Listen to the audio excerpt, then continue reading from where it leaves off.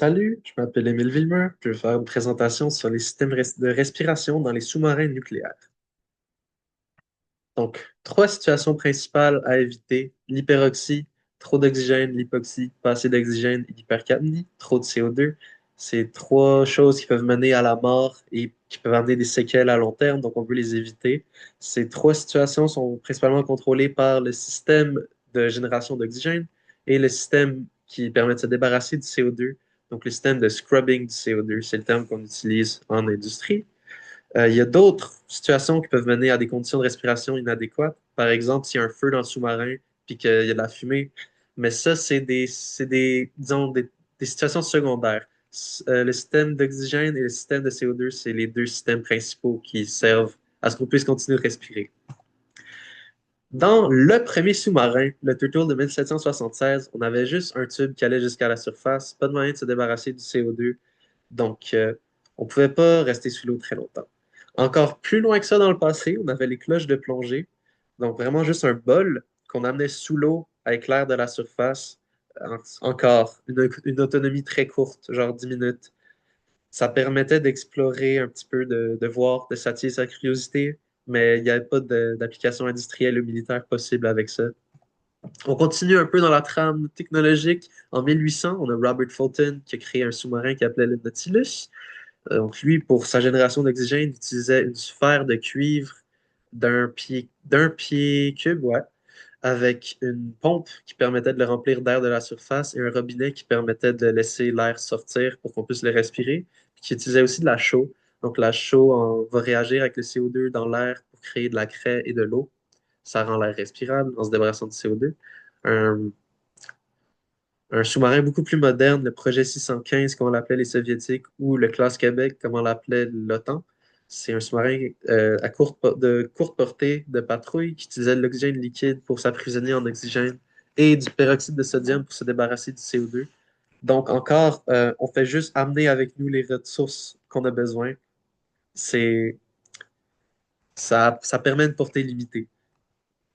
Mais moi, aujourd'hui, sous-marin nucléaire, je vais vous parler du classe Virginia. C'est un bon exemple pour la plupart des sous-marins nucléaires, mais c'est ça, c'est un bon exemple. C'est un sous-marin des États-Unis et il est assez représentatif des normes dans l'industrie, mettons. Pour générer l'oxygène, il fait de l'électrolyse. Donc, on connaît tous l'électrolyse. On fait passer un courant électrique dans de l'eau, puis ça sépare les molécules d'eau en oxygène et en hydrogène. Donc, aux côtés de l'anode, on aura des OH- qui vont se coller à l'anode, qui vont se faire voler leur électrons. Ils vont devenir OH. Ces OH-là, quand il y a d'autres OH- dans l'eau qui vont passer proche, les OH- qui passent dans l'eau vont voler le H. Ça va créer H2O et OB. Donc, O dont la configuration électronique n'est pas pleine, il est encore très réactif. Ça a créé plusieurs OBI comme ça. Les OBI vont se lier ensemble et vont partir en tant qu'oxygène. Du côté de la cathode, on aura H3O+, qui va se faire donner un électron par la cathode. Donc, ça va faire H3O. Ce H3O-là, il est très instable. Il va se réorganiser en H2O et OBI, H2O et HBI, pardon. Il y aura plusieurs HBI euh, près de la cathode qui vont se lier ensemble et qui vont créer H2. Ce H2-là est purgé du sous-marin à travers des très très fins trous parce qu'on ne veut pas créer des grosses bulles qui vont amoindrir la furtivité du sous-marin, mais il est quand même juste purgé dans l'océan, le H2. On ne veut pas, par exemple, faire une électrolyse directement sur l'eau de mer parce que sinon, à l'anode, on va créer du Cl2. C'est un gaz toxique qui était utilisé pendant la Première Guerre mondiale. C'est un gaz mortel. On ne veut pas de ça. Euh, Donc avant, on va faire une osmose inverse à l'eau. On va forcer l'eau de mer à passer à travers une membrane semi-perméable par pression mécanique. Puis après être passé par la membrane, on aura de l'eau pure. L'eau pure n'est pas conductrice, donc on va y ajouter du KOH pour la rendre conductrice et faire une électrolyse. Mais qu'est-ce qui arrive si le système d'électrolyse ne fonctionne plus? C'est possible, c'est un sous-marin de guerre quand même. Même si c'est un sous-marin civil, il faudrait des fail-safe si on est intelligent. Mais dans un sous-marin de guerre en plus, on voudrait faire extra attention.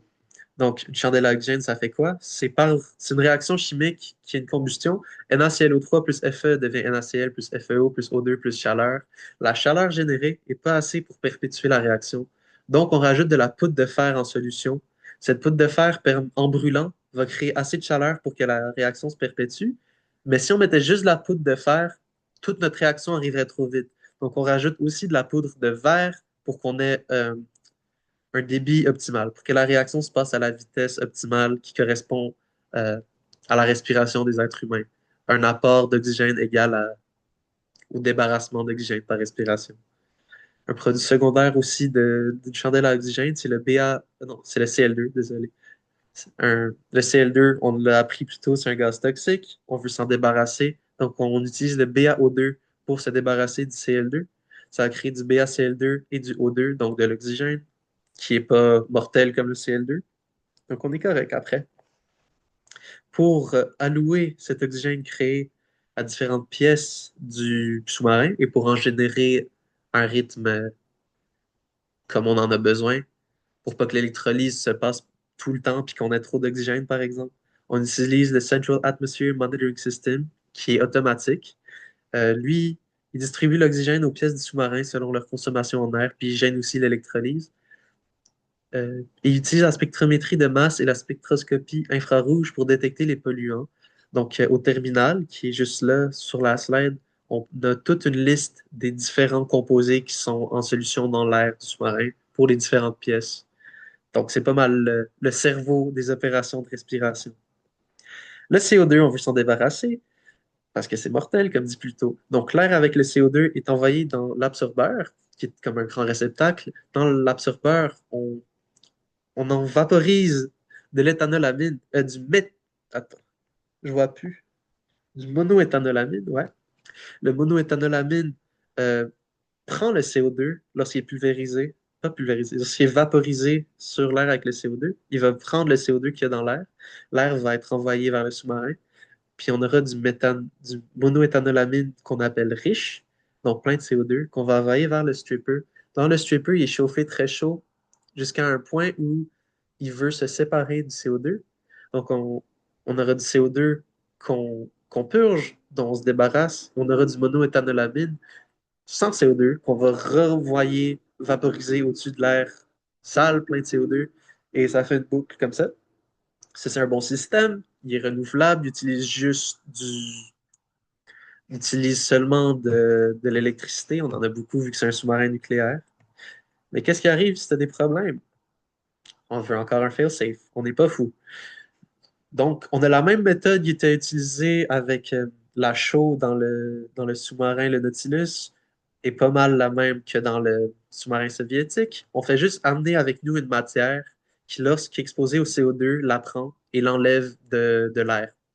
Donc ici, dans les sous-marins modernes, dans le classe Virginia, on utilise de l'hydroxyde de lithium. C'est aussi ce qui a été utilisé dans certaines missions spatiales. Donc, c'est fonctionnel, c'est pratique et c'est un fail-safe parce que c'est limité. Une fois que tu transformes ton hydroxyde de lithium en Li2CO3, c'est difficile de le faire revenir à l'état LiOH. Tu peux pas faire ça lorsque tu es en mission. Donc, on peut le voir comme une affaire qui se passe. On peut le voir comme si c'était pas une réaction réversible pour le contexte où il est utilisé. Encore, c'est pas tous les systèmes pratiques pour rendre la respiration dans le sous-marin possible que j'ai présenté. Par exemple, dans la salle des moteurs, on aura des précipitateurs électrostatiques pour se débarrasser de l'huile qui est comme envoyée en vapeur dans l'air. Euh, on a aussi des filtres au charbon actifs dans le sous-marin parce que ça permet d'absorber des plus grosses molécules organiques, par exemple des PET. On voudrait s'en débarrasser. C'est le charbon actif qui peut s'occuper de ça. Mais j'ai pas mal fait le tour avec le système de génération d'oxygène et le système de débarrassement du CO2 parce que c'est ça qui est le plus important. Donc, j'espère que vous êtes plus savant sur ce sujet et merci de votre écoute. J'espère que vous avez bien appris.